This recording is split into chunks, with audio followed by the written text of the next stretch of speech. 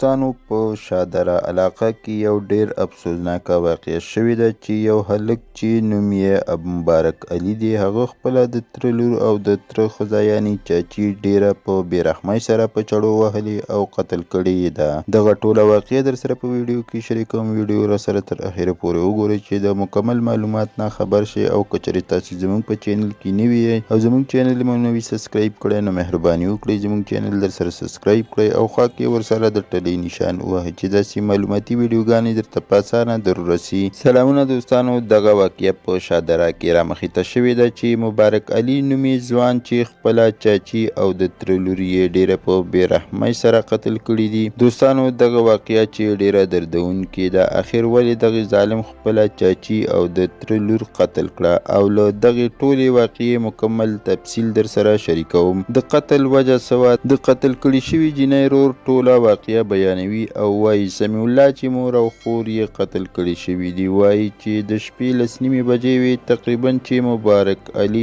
کور ته داخل شو او زه په خپله کمره کې موجود وم چې هغه راننوتو او زما د کمرې ور یې له بهر طرفه بند کړو او زما خور یې په چړو ووهله چې کله زما مور د بچ کولو دپاره راغله نو هغه یې هم په چړې ووهله او ډېر په بېدردۍ سره یې پرې وارونه وکړل او زما مور او خور یې په بېرحمۍ سره قتل کړل. سمیع الله وایي چې ټوله مسله د رښتې وه چې د هغه کشر ورور ته مونږ خپله خور ورکړې وه او د هغه مشر ورور د نه غوښتل چې دغه رشته دې وشي او 1.5-2 میاشتې بعد یې واده هم و چې مبارک علي 3 ورځې مخکې دغه سوچ کړی او د خپلې کور والا یې له کور نه بوتلي وو. مبارک علي پولیسو نیولی چې 2-3 ورځې بعد یې د ځان په خپله پولیسو ته حواله کړی دی. سمیع الله وایي چې پولیس زموږ د مرسته ونه کړه، بس FIR یې درج کړو او بیا یې زموږ څه تپوس ونه کړو نو هغه له پولیسو او اعلی احکامو نه مطالبه کړې ده چې موږ ته د انصاف میلاو شي او قاتل دې پانسي کړی شي. نو حکومت لا هم پکار دی چې داسې کسان پانسي کړي.